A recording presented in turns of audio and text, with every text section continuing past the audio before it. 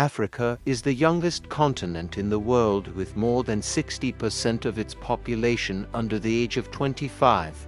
But here's the twist. Most of Africa's leaders are much older, often in power for decades. Yet recently, a new generation of young presidents and leaders under 40 has started to rise. The most famous among them, Ibrahim Traoré, the 36-year-old leader of Burkina Faso, who has been called the new Thomas Sankara. But he's not alone. Across the continent, we're seeing young presidents and revolutionary figures challenging the old guard.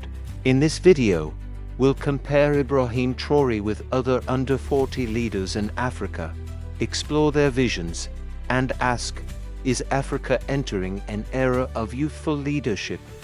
Or is this just another passing moment? Stick around, because the answer may surprise you. In September 2022, a young army captain, Ibrahim Traoré, shocked the world by leading a coup in Burkina Faso. At just 34, he became the world's youngest head of state. Traoré justified the coup by pointing to worsening insecurity. Burkina Faso was struggling with violent insurgencies, poverty, and a lack of trust in the political system. His message was simple: the old leadership has failed us. It's time for a new generation to act. Since then, he has positioned himself as a defender of sovereignty, challenging Western influence, especially from France, and aligning Burkina Faso with other Sahel nations like Mali and Niger. For many, he is seen as the torchbearer of Pan-Africanism, echoing the spirit of Burkina Faso's legendary leader, Thomas Sankara. But Traoré is not alone. Across Africa, a few other leaders under 40 have made it to the top. Let's meet them. Assimi Goïta, Mali, born 1983, age 41 today, but under 40 when he took power. Like Traoré, he came from the military and rose through a coup in 2021. He now leads Mali, pushing out French troops and working closely with Burkina Faso and Niger. Drayton Abazovic, wait, he's Montenegro, not Africa, skip.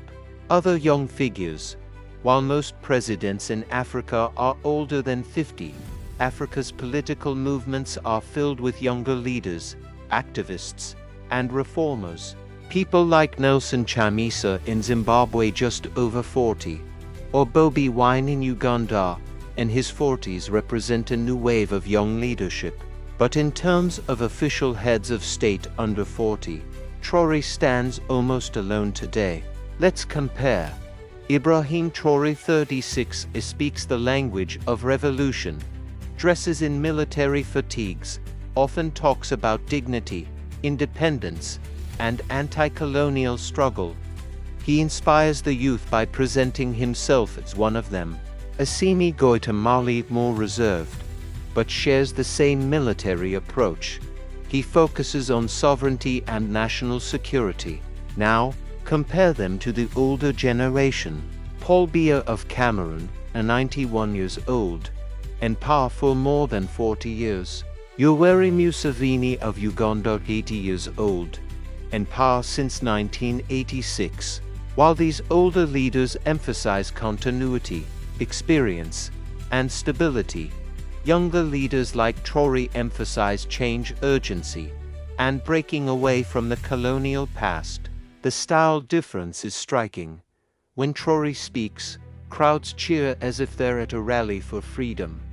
When older leaders speak, the tone is often bureaucratic and detached. But being young doesn't automatically mean success. Burkina Faso still faces massive challenges: insecurity, poverty, and dependence on foreign aid. Critics argue that Traoré's government is still authoritarian, just like the older regimes. And while he inspires hope, the real test will be, can he deliver long-term progress, not just revolutionary speeches?